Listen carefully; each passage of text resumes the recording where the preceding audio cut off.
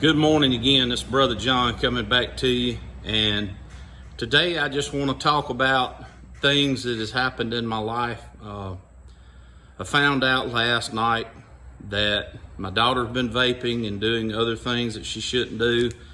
Going to need some help in that area, so I do pray that I do ask you for your prayers and for my daughter Anna. And so yesterday, I did have a good day yesterday until last night, but this is just one of those things that you got to persevere through. But yesterday, my parents celebrated their 50th wedding anniversary, and I'm thankful to God for that. They had some rough times occasionally, but you know, thank goodness that God can work through things like that. So what I want to talk today about is talking to your children about smoking, drinking, alcohol, drugs, what have you. And my dad was able, and I think it was just God working through him, was able to talk to me, and I listened, and I wasn't in trouble. I think a lot of times when you discipline your kid is not the time to try to set the, or try to, well, what's the word I'm looking for? It's not the teaching moment at that time. My dad was able to speak to me and get me to understand things when I wasn't in trouble, and he would give me examples. And I remember me and my dad, this particular time, we were sitting on the bench in front of Allen's grocery store at Brandon, Mississippi, and they had just legalized the sale of beer in Rankin County, and I saw all the people coming in getting their beer. And look, if you drink, you go home, you have a beer, whatever, I'm not condemning you. I'm not saying that's a bad thing. I'm just saying I've never wanted to start it because I saw what alcohol did to my dad at an early age. I saw my grandfather had a problem. I seen a man named Pete Quarles that died at a very young age.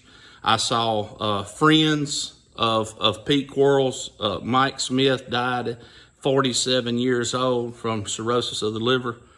And I was scared to death of ever starting it because my mother's dad had a problem with it. My dad had a problem with it. Luckily, my dad was able to put it down. He also, at about 35 years of age, he put down smoking. And sitting on that bench in front of Allen's grocery store when those people were carrying their beer out, my dad saw a guy that had an alcohol problem. He had to have it every day. And Daddy told me, he said, "See that guy right there?" And I said, "Yes, sir." He says, "I'm not saying he's not a bad guy, but he allows that to control him."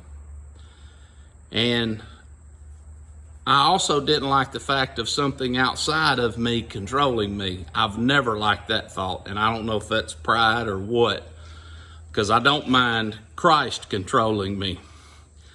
But the thing that my dad told me, and it stuck with me, he said, "Son, if you'll never start it, you'll never have to quit it." And another thing that he told me was, "Son, you don't have to do what everybody else is doing for people to like you. People are either going to like you for you, or they're not going to like you." So to say this, it's just one of those things that I'm thankful that I never had a problem with it. I'm thankful that my dad was able to get me in the right frame of mind, and I've been trying to do the same with my kids. And I just want to encourage you to speak to your children, speak to your grandchildren. So you don't have to be part of, to be a part of the group, you don't have to do what they do.